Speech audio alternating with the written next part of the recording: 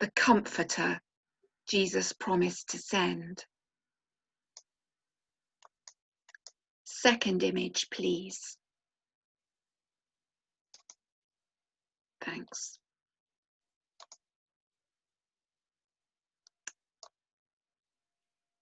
This is a painting in oils by John Brokenshire, who was born in 1958. Most of the canvas, as you see, is covered by a deep, inky darkness, blue-black. There seems to be nothing in the darkness apart from a pale, central shimmering. But here there is movement, a suggestion of beating wings, discernible wing tips. Brokenshire says that he wanted to convey a sense of a hovering bird. He takes us first then to the bird brooding over the world prior to creation. Darkness covering the face of the deep, the Spirit of God hovering over the chaos of the world's first day.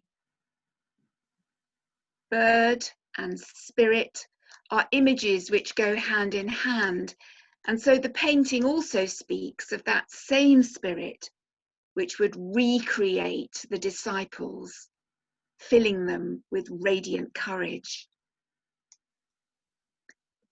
What do we see as we gaze at the painting in this strange, bleak year of 2020? Perhaps it is the darkness more than anything which resonates. But the longer we look, we understand that it is not a dead darkness. It is not nothing. The delicate shimmering is casting round it the most delicate strands of light, for one thing. And for another, our eye is drawn to the sky in the top left-hand corner. Something is happening there. A new dawn, a new creation, something hopeful at least. John Brokenshire writes that he hopes this painting will lead the viewers into a place of involvement, journey, even encounter. So where might it lead us? What might the new creation offered us this Pentecost by God's Spirit look like? A sustaining of the new ways of being neighbourly? A gentler way of being in the world? A lighter footprint, perhaps? To the third image, please.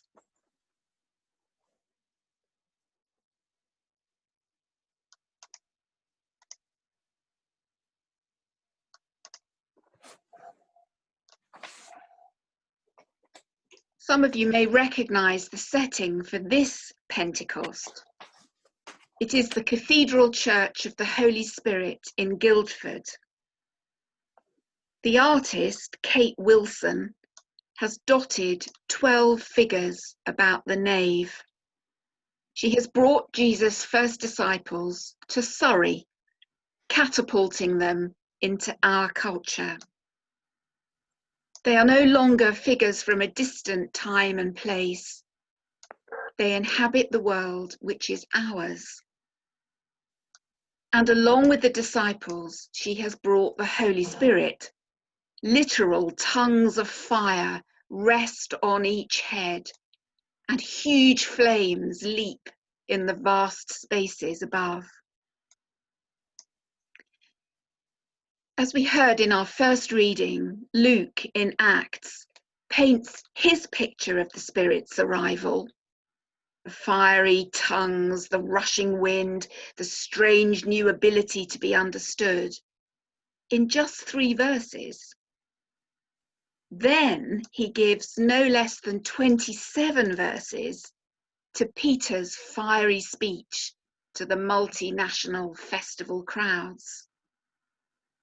He thus makes abundantly clear what the Holy Spirit is for, not to fill us with religious feelings or give us unshakable certainty or power, but mostly to allow the disciples, to allow us to do as Jesus said, to be his witnesses to the end of the earth. What do you see as you gaze at this painting? What lines of thought does it trigger in you? You'll probably notice first that uncannily the figures seem to know about social distancing, and also that they are inside a church, an experience denied most of us for months. Maybe they can teach us that you do not have to be close together, sitting in the same spaces, to be together in mood, to be of one heart and mind, to wait expectantly as a body. But we also need to acknowledge the weight that Acts gives to witness in our reading, and the way that Acts forces us to ask about afterwards.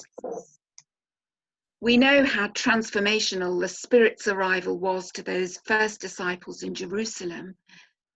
But what about these in Guildford? What will they do when they leave the building? And what about us? What will we do now that Pentecost is here? What will we do when this service is over and we're getting on with the rest of our day? Are we open to being Spirit-led in our witness both during and after the pandemic?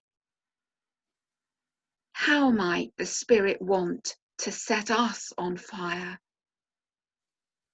And what winds of change must we embrace? Amen. Amen.